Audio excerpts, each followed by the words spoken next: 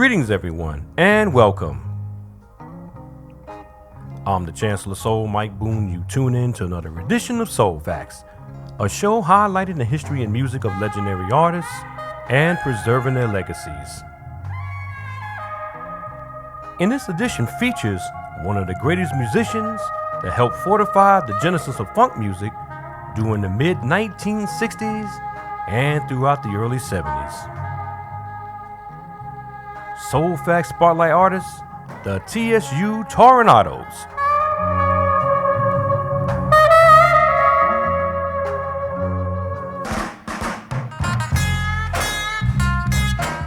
The evolution of funk music in the mid-1960s really tested the waters through future potential crafted musicians or session players in the recording studio.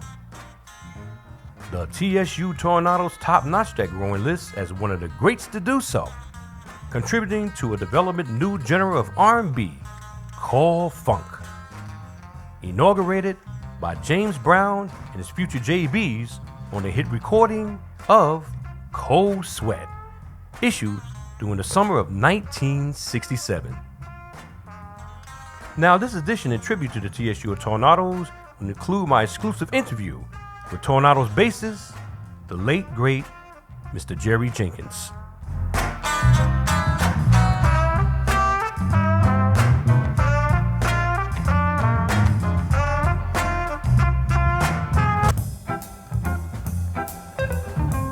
The TSU Toronados were a group of gifted musicians and vocalists that hailed from Texas and attended Texas Southern University in Houston.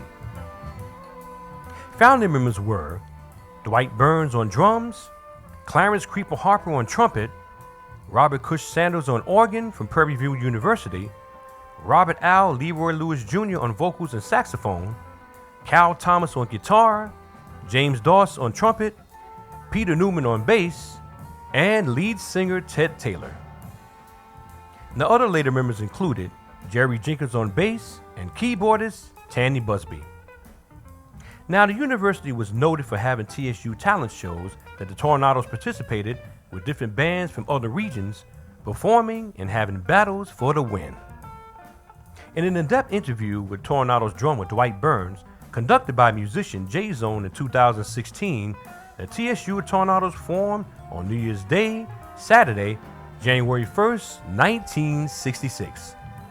Although the real formation of the group was in 1965. Now, the group extracted a name from the school they attended, Texas Southern University, that stood for TSU, and from the sporty two-door Oldsmobile Toronado. My interview with Toronados bassist Jerry Jenkins about the inauguration of the name sort of disagrees. The name was inspired by an old Oldsmobile car that you guys love so much? Well, not actually with the car itself, but the Toronado was a Spanish word. And what happened was that in bullfighting, Yes. there were troubadours, Toronados.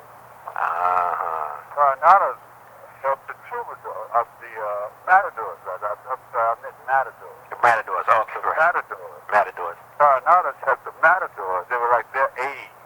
I see.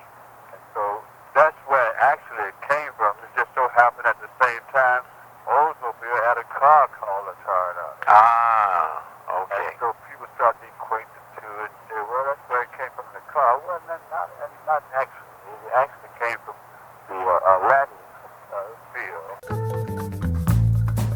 During the summer of 1966, the Toronados traveled to Las Vegas with the help of the parents' credit card and performed at the Elks Lounge, playing behind Etta James for 3 performances. They also entangled in a battle with a group called the Blue Notes, and won. Well, it later turned out to be Harold Melvin and the Blue Notes, with Melvin on drums.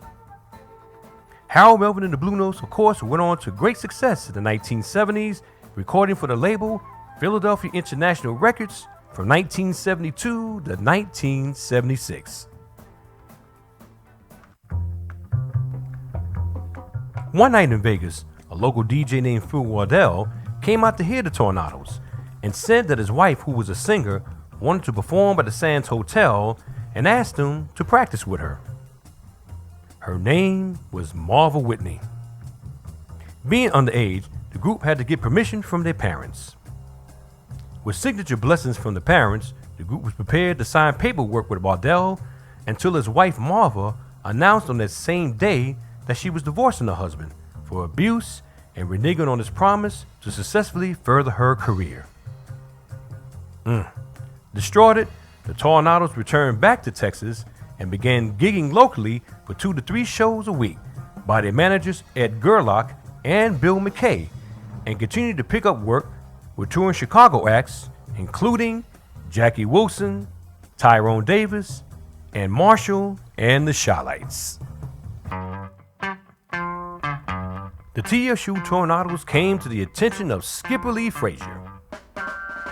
Mailman, producer, promoter, manager, businessman, top radio jock for stations KYOK and KCOH from 3 to 6 p.m., owner of 2 record labels, Ovid, named after his son James Ovid Frazier, using his middle name, East to West Music Inc., and a TV host on Houston's Channel 2 local show, Hip Skipper. Frazier had his hands on everything. Now the group had a meeting on who would manage them. Already associated with Ed Gerlach, Skipper Lee had better connections in the music industry, so they voted to go with him. Now drummer Dwight Burns was against it, but was outvoted. The Toronados became the session players for Frazier's Ovid label and East and West, recording background music for the imprint signed artists like Bobo Mr. Soul, Bo Williams, and their own material. The group's first issue on Ovid was Back After the News in 1967, a song used on Skipper Lee's radio show when the hourly news aired between his show. The song was back with You're Mine.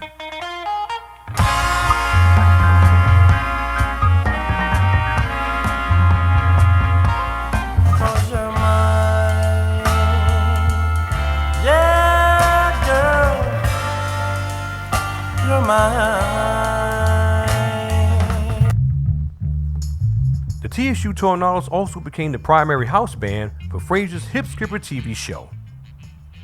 Meanwhile, the Ovid imprint issued an uncharted rare single on the group, including 1,000 Wonders, back with the Toronado in 1967. I have seen 1,000 wonders. I have been all over the world.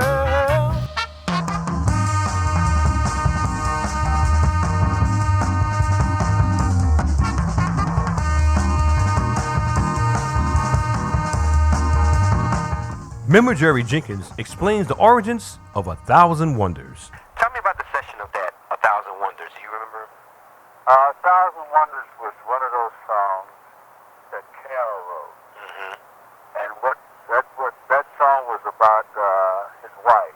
Ah. He wrote that for his wife, just like Song for a Princess was written for Leroy's wife. Oh, okay. 1,000 Wonders was mentioned that he was it was kind of like a love song for his wife. I see. Because if you notice and if you go back and listen to the words, Yes. I've seen a lot of things, I mentioned, but you're 1,000 Wonders. I've seen 1,000 different things, but you're the main one. The next Tornado issue on Ovid was the instrumental Song for a Princess, back with Work on It in 1967.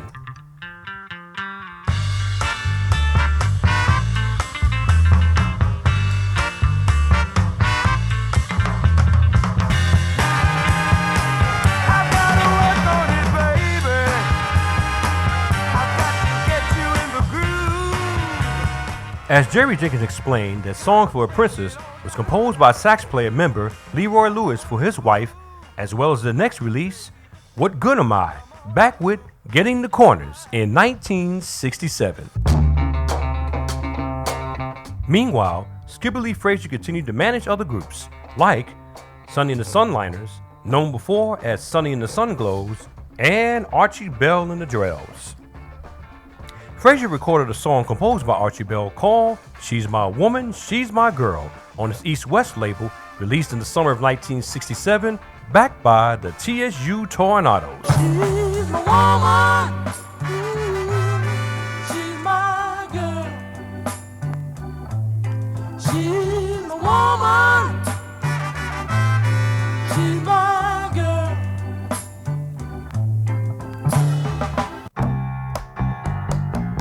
The TSU Toronados played in various clubs in Houston, including the popular Cinder Club.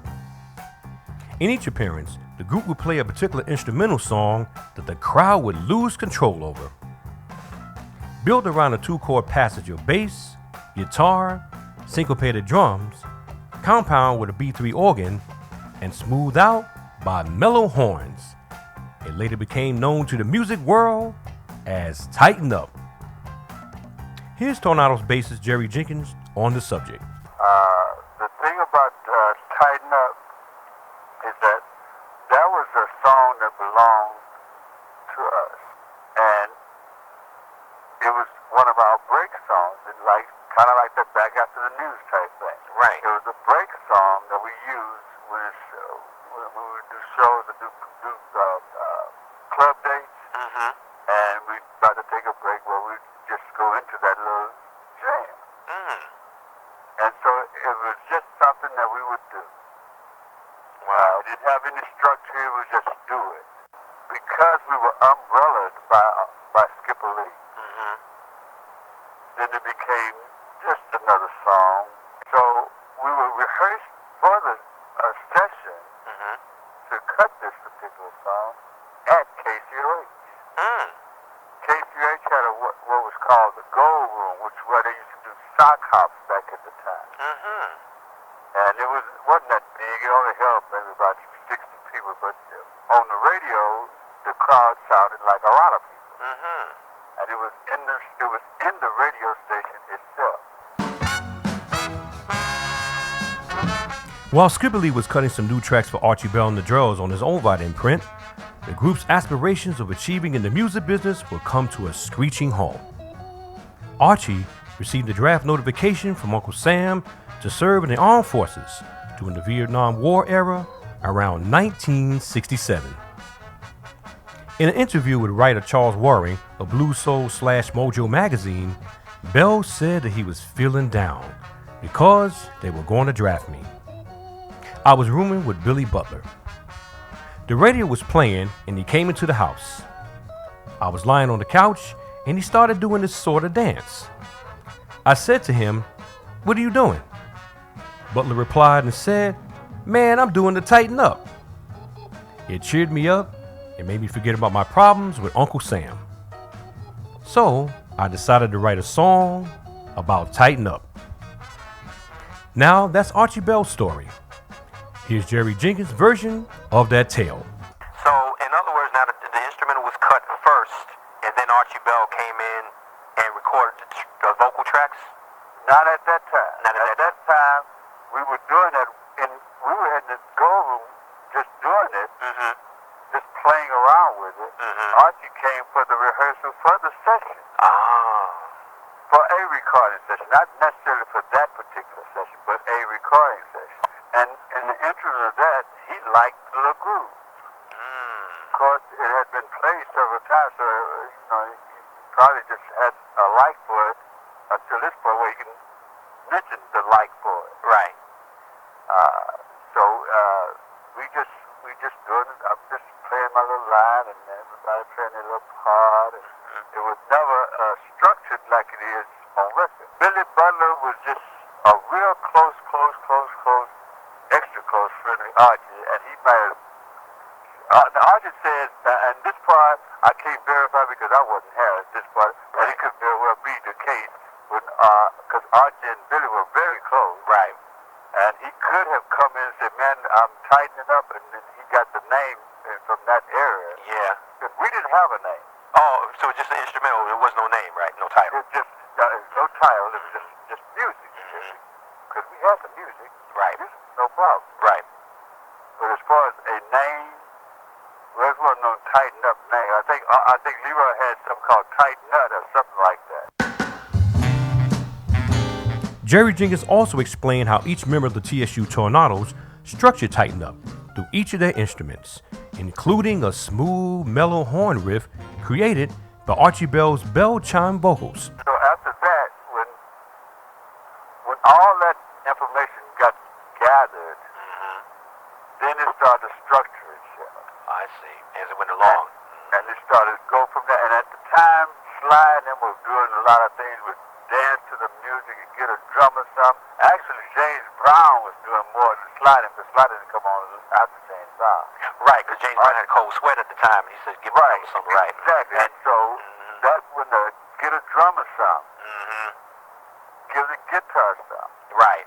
And then the bass, and the organ. And the organ, yeah. And then Leroy came along. He said, "Man, we got this much going. Let's do something different so that we can get back to this same group." So that's when and at the time, Archie used to do a lot of bell chiming vocally. He'd do each note and make it into a bell chime. Right. Wow. And so Leroy said, "Man, wait a minute, let me." He started playing with the horns and he came with this part. He said, "Now you play this Nelson, you play this Creeper, because Creeper is Clarence Harper. We call it Creeper." Yeah, right, Creeper, yeah. Right. And so he gave them all their parts, and between the three, they got their parts. And that's when he said, "We're going to call this part mellow. Let's make it mellow right here." And that's when the break came.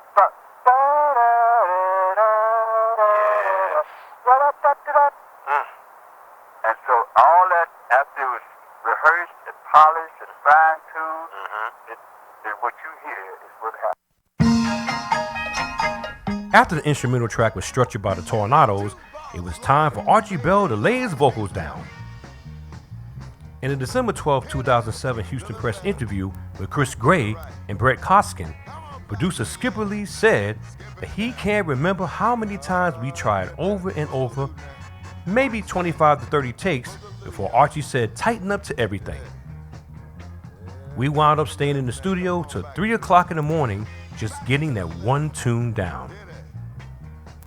The session took place at Doyle Jones 8-track studio on Blair Street in Houston, Texas.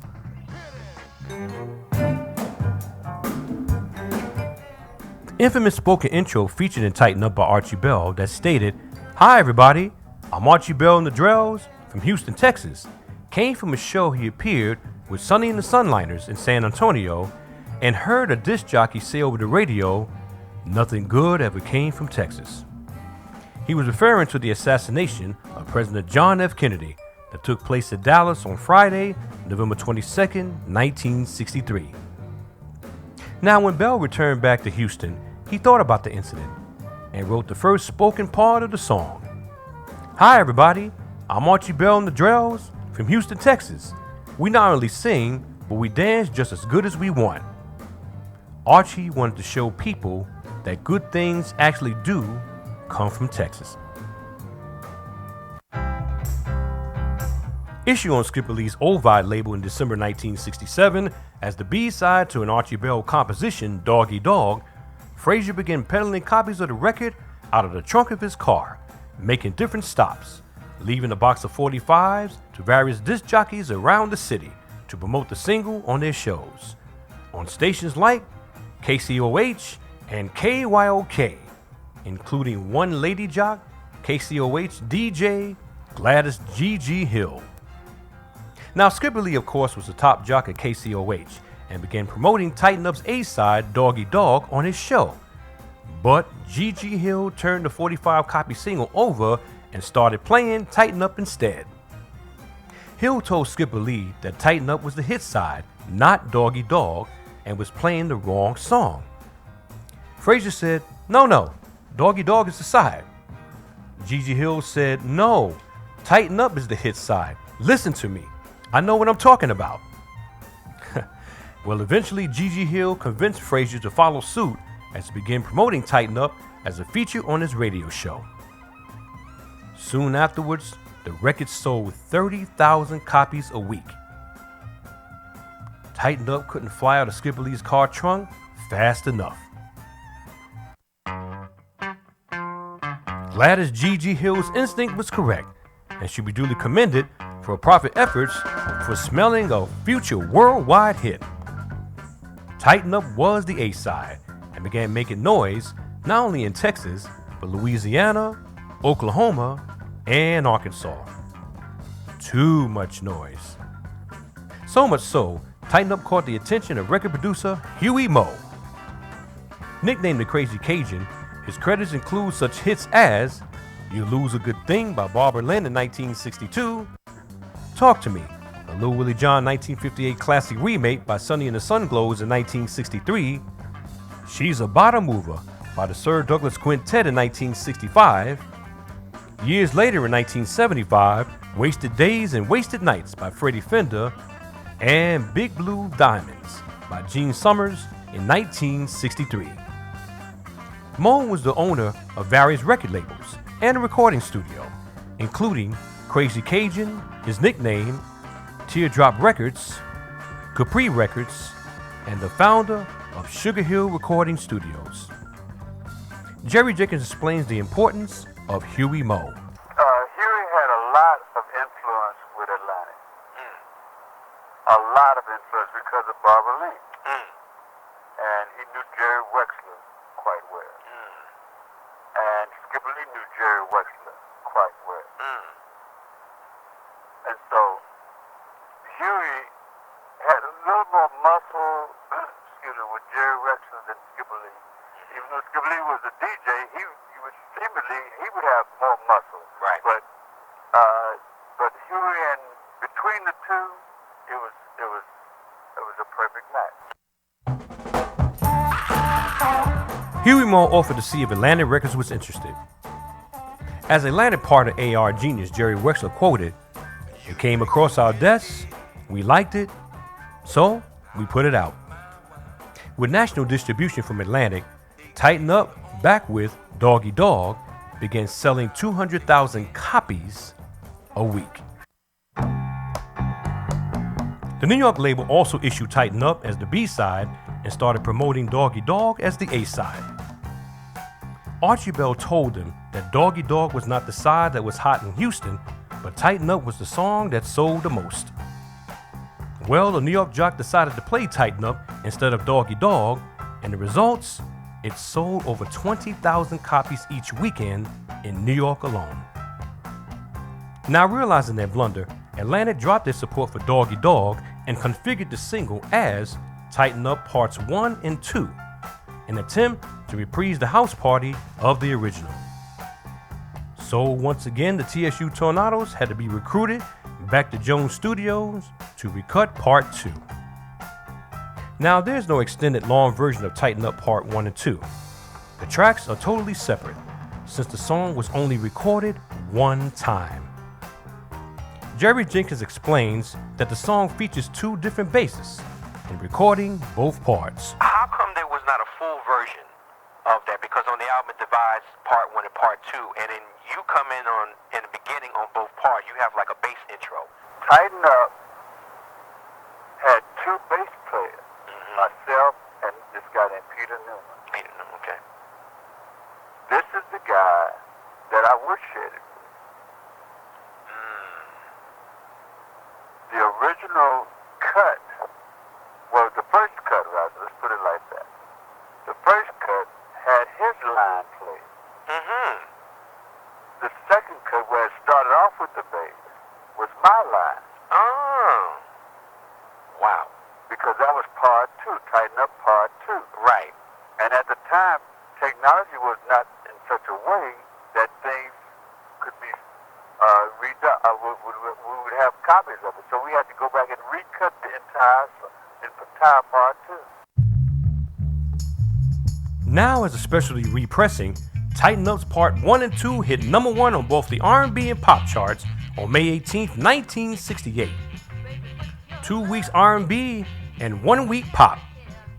It sold over 1 million copies and sparked a national dance craze. Tighten Up was also nominated a Grammy for Best R&B Performance, Duo or Vocal or Instrumental in 1969, but lost to the Temptations' psychedelic hit Cloud 9. Hi everybody, I'm Archie Bell with the Thrills. of Houston, Texas. We don't only sing, but we dance just as good as we want. In Houston, we just started a new dance called the Tighten Up.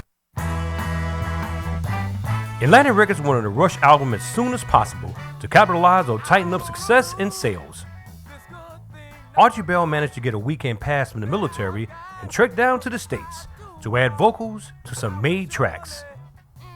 Skipper Lee Frazier added songs by the TSU Toronados Ovid cuts, including 1,000 Wonders as fillers, along with a few songs written by Archie Bell and current covers by Wilson Pickett and Eddie Floyd. The Tighten Up album charted number 15 on Billboard's R&B LP on July 20th, 1968.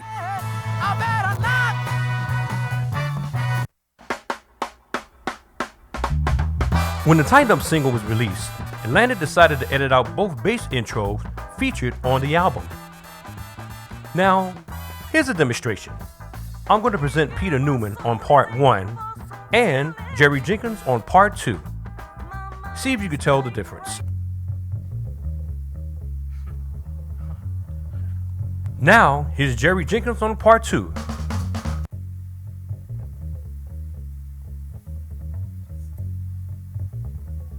Here we go again. Tighten Up has become a landmark recording in the development of futuristic funk and was highly sampled by rappers and recorded countless times from 1968 to 2012.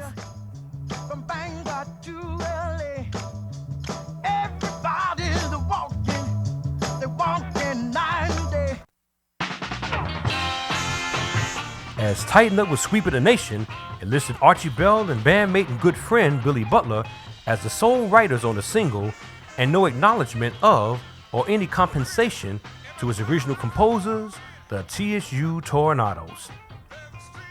Drummer Dwight Burns said in musician Jay Zone's interview that the group was upset. When you're not getting paid and you see Billy Butler driving a new car paid for by your hard work and contribution, it'll drive you mad. Skipper Lee owned Ovid, but there were so many other people that benefited, but we didn't. We didn't get a dime, except studio salary. Archie Bell later collaborated with songwriters Kenny Gamble and Leon Huff, and the result was his second million seller, I Can't Stop Dancing, this time backed by Philadelphia session players MFSB, who were then called the Music Makers or the Brothers of Hope. The song featured a classic B-side composed by Archie Bell entitled You're Such a Beautiful Child, backed by the TSU Toronados, with their names finally credited on the bottom of the record underneath the song title. You're such a beautiful child. I said you're such a beautiful child. I said you're such a beautiful child. And I love you. Jerry Jenkins remembers that particular session. You're such a beautiful child. Right. Talk about that session. They flew us to New York. Atlantic flew us to New York. Wow. Because they realized what time it was. They realized that this is the sound. Right. So we get to New York and everything is calmed down. So they take us over to the studio and basically they had everything ready. They had everything ready. We had already gone through everything. And so we just basically went in there and did what Gallon and won. Archie Bell and the Drell's sophomore album, I Can't Stop Dancing, released in 1968, contained 8 masterpiece songs backed by the TSU Toronados. 4 recorded at Jonestown Studios in Houston, Texas, and 3 in New York City at Atlantic Records Studio. The album hit number 28 R&B on February 8th, 1968. And that question is, can you feel it? All right now, can you feel it, drummer? I want to know, can you feel it now? By this time, Atlantic Records had signed the TSU Toronados, reissued and promoted Getting the Corners, now the A-side, and What Good Am I, now the B-side, from the Ovid collection. Released in December 1968, Getting the Corners, back with What Good Am I, their only charted hit number 34 on Billboard Soul Singles on February 22nd, 1969.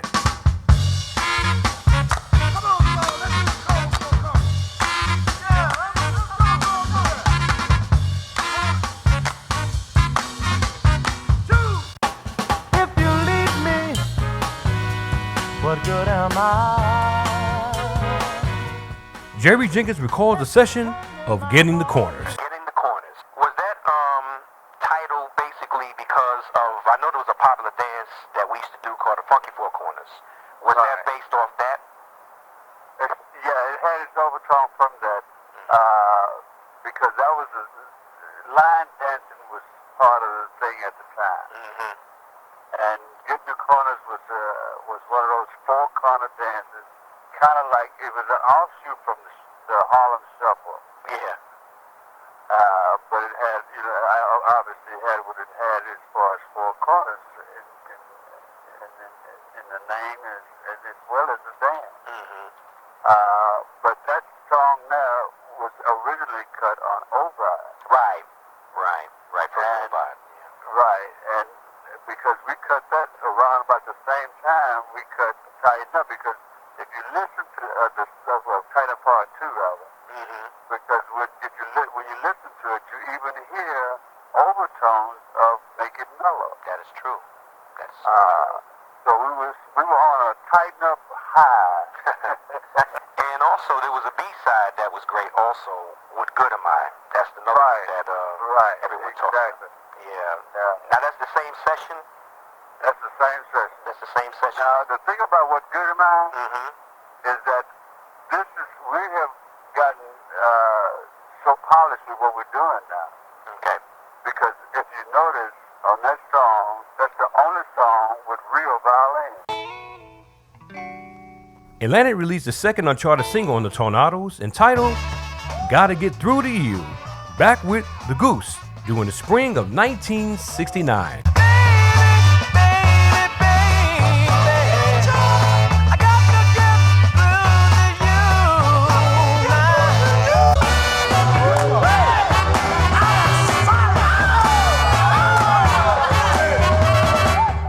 Here once again is Jerry Jenkins on the subject of Gotta Get Through to You.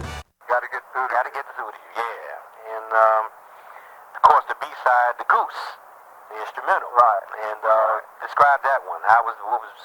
Describe that session. Again, those are all, especially The Goose was more of a fret song. Gotta Get Through to You was also one that Carol wrote for his wife, because for whatever reason. Yeah. But the thing was that session there was a good session, because like I say, at this time, we're getting a little more sophisticated with what we're doing. Sure. Mm-hmm. And we're learning more, we're starting to do more, and so everything was starting to be a little more polished, Mm-hmm. a little more fine-tuned, Right. and so there was a little more conscientiousness about what we were doing. Mm-hmm. And so that song, again, we would rehearse it at Carol's house or either Leroy's house, Mm-hmm. and we'd go in there. There was no more jamming in the studio. We have it when we get to the studio. Archie Bell's collaboration with songwriters Kenny Gamble and Leon Huff proved to be successful with I Can't Stop Dancing, Bell's second mini-seller released during the late summer of 1968. Gamble and Huff released their second single, Due to Choo Choo, around the holidays of the same year. Due to Choo Choo's B-side, Love Will Rain on You, another Archie Bell penned tune, was also backed by the TSU Toronados and was picked up by DJs across the country that propelled it into the R&B charts, hitting number 25 on December 7th of 1968, while its A-side, Due to Choo Choo, hit number 17 on November 16th. Love Will Rain on You, a beautiful heartfelt ballad, was the TSU Toronados' favorite song to cut in the studio. Love is gonna rain on you. Oh yeah. Everybody get on board now. Choo-choo, baby. Come on now. A third Archie Bell and the Drells single issued on Atlantic, There's Gonna Be a Showdown, back with Go For What You Know, returned the group back into the top 10, charting number 6 on the R&B singles February 1st of 1969.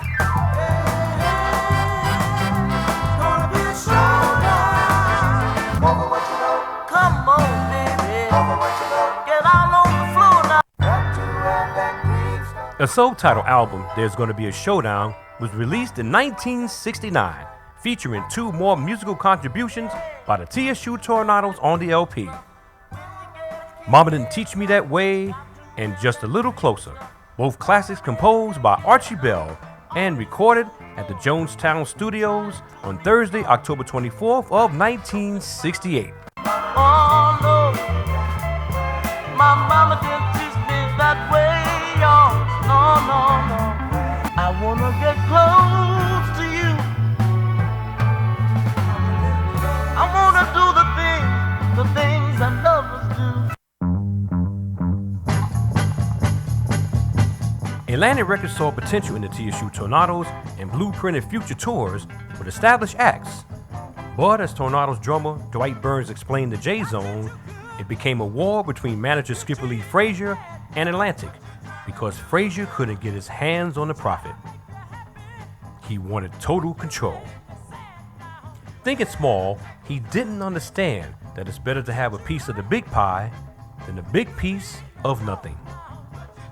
The Tornadoes act included pyrotechnics, where they blew up everything. The rock group The Who was so impressed, they wanted them to tour Europe with them. But Skipper Lee stifled the plans. Instead, they did a small gig in Atlanta, and it was a total flop.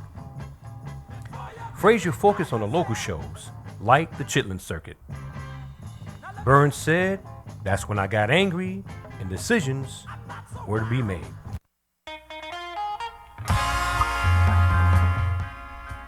After their one-year association with Atlantic Records, the TSU Tornadoes signed with Stax Records sub-label Vault. Jerry Jenkins on the subject. Jerry, now you're with Atlantic Records and you recorded some great material, and you move on to another label on the other side of the South, which was Vault, Stax Vault. Right. How did that happen? Now that was interesting because at the time we had run out of contract with Atlantic. Mm-hmm. Skipper Lee knew he had hold of something.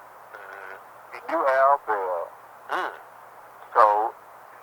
so he offered Al Bell the same opportunity.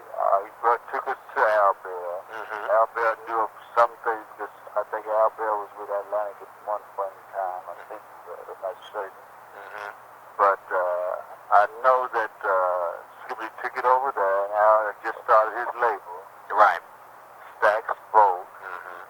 and he was grabbing all the people that he knew. Yeah. Out in the Nightingales, and everybody that either were with Atlantic at one time or just fell out with Atlantic at one time. Whichever way it went, Mm-hmm. he took them I and see. started his thing. And so we were just part of that package of folks that he took. So, And so we Wow. got with Vogue and Stax, and then we started recording, or they took some of our masters and put it out. The Vote imprint released a reissue of the group's Ovid single, My Thing Is a Moving Thing, back with I Still Love You in 1969, My thing is a moving thing. My thing's on the move. Oh, you treat me so bad, but baby, I still love you. Oh, yeah. and Play the Music Tornadoes, back with One Flight Too Many in 1970.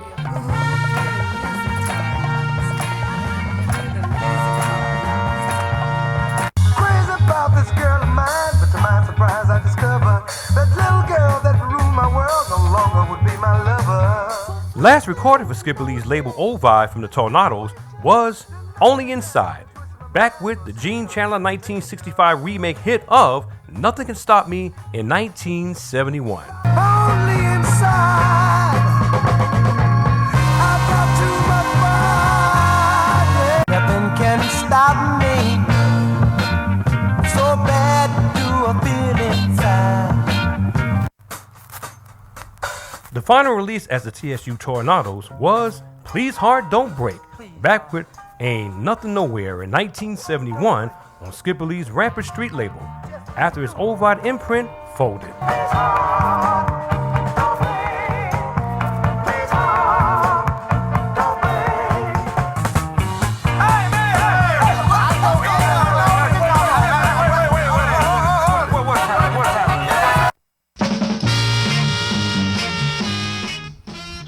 Well, with lingering resentment over Tighten Up and management issues with Skipper Lee Frazier, the TSU Toronados ended their association together in 1971, dividing into two camps. Trumpeter Clarence Creeper Harper, drummer Dwight Burns, guitarist Will Thomas, Cal Thomas's brother, and bassist Jerry Jenkins stayed together for a little while and hired a few extra players and continued the tour. Dwight Burns said that he didn't trust Skipper Lee and told the group either he goes or I go. He said that the group had obligational contracts with the military and had to fulfill them. Well, after having house mortgages and responsibilities, Burns soon left the Toronados. He gigged locally over the years with various groups and later worked with the Shell Oil Company.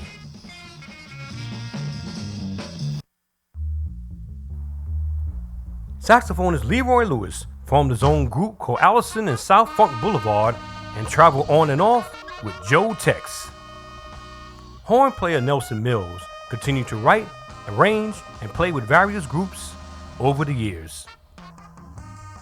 Jerry Jenkins discussed the group's breakup. At the time, it's just difficult to keep, I don't know, it's just something about coming up. You know how to use that term. You guys are coming up. And it's just something about that just gets into the psyche of people. Yeah. Unless you got somebody to help cohesively keep it together. Right. If not, then that's the outcome of what you see. Right. And so at some point in time, because man, we were just busy all the time. I mean, there was no time where we wasn't busy. Yeah. All over the place. We were just everywhere. Constantly working everywhere. Exactly. Everywhere and all over. And so after a while, a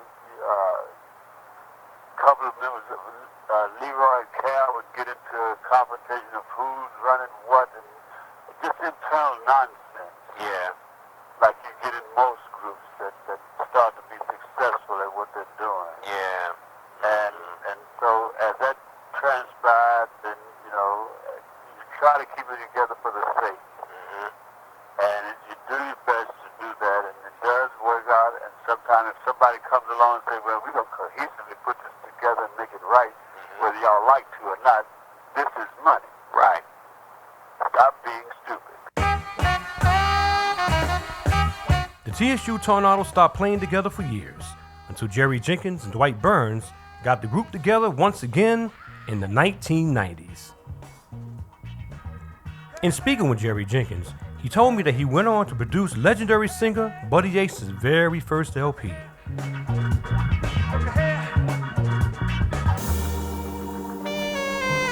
Sadly, 3 members associated with the TSU Tornadoes have passed away. Vocal guitarist Cal Thomas on Tuesday, May 25th, 2004. He was 59. Bassist Jerry Jenkins departed this life on Tuesday, September 11, 2011. He was 62. And their manager, Skipper Lee Frazier, sadly passed away on Saturday, October 15, 2016. He was 89.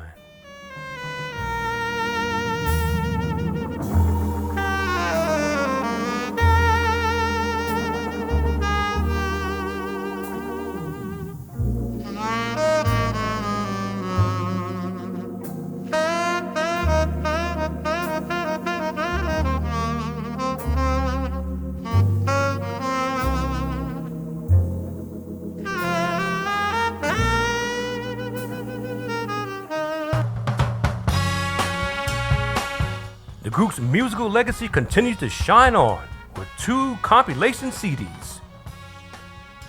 One Flight Too Many, released in 1998, and now the TSU Toronados in 1999 on the Funky Delicacies label. Take away all the love I gave you, girl.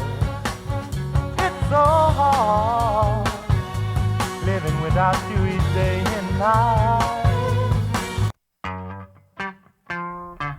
The TSU Toronados We're an educated group of well-crafted, gifted musicians and vocalists creating magic in the moment through their golden fingers with feelings of emotional intensity affecting those of us who are mesmerized by their sound. The Toronados have cemented their musical foundation forever in our hearts. I want to thank Mr. Jerry Jenkins on the interview and the history of his group, the TSU Toronados.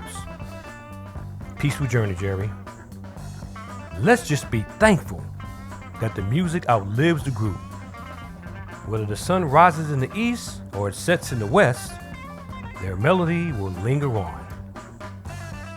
Until we meet again, musically soul fans, I am the Chancellor of Soul.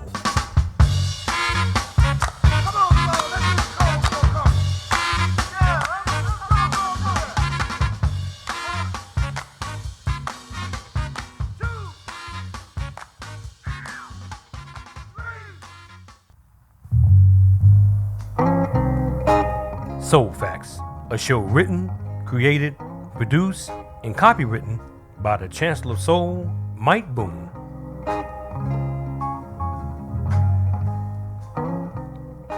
Soul Facts is a non-profit music presentation.